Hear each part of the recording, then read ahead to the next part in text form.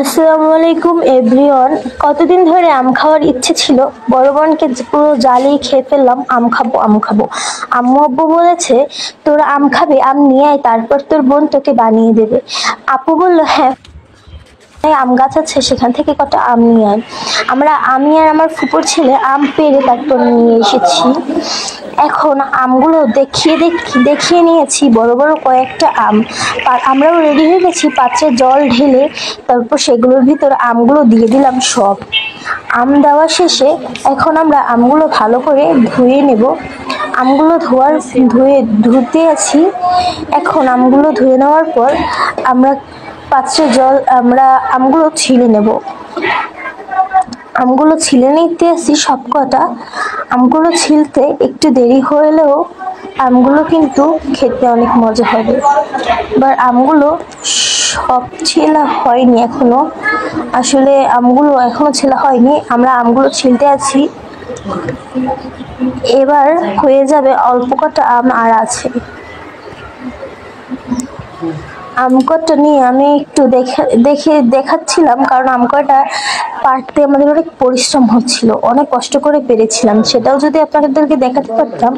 কথায় কথায় আমগুলো ছেলা হয়ে গেল। এবার আমগুলো কষ ছাড়িয়ে নেব, মানে ধুয়ে নেব ভালো করে। এবার আমরা আমগুলো ধুয়ে কেটে নিচ্ছি। মাঝখান থেকে ফালা ফালা করে কেটে নিয়ে আমরা আমগুলো ভর্তা করব, তাই আমরা আমগুলো তাড়াতাড়ি করে সবকটা আম কেটে নিয়েছি।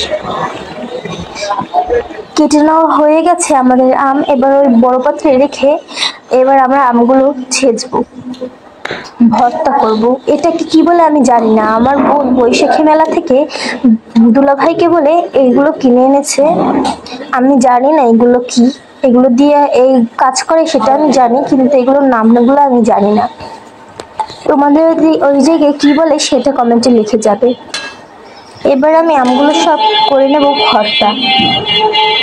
এবার আমার বোন ভর্তা করতে সাহায্য করবে। আমার বোন আমগুলোকে সব ভর্তা করা হয়ে গেছে। এবার এই মরিচগুলো নিয়ে কুটে নেব।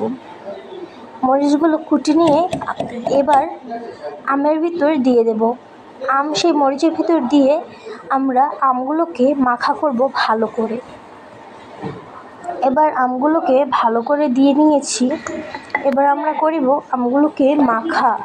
এভাবে মেখে মেখে আমগুলোকে মাখা করার মজাটাই আলাদা। আমি মাখা করছি, আমার বোন নিয়ে নিয়ে দেখাচ্ছে।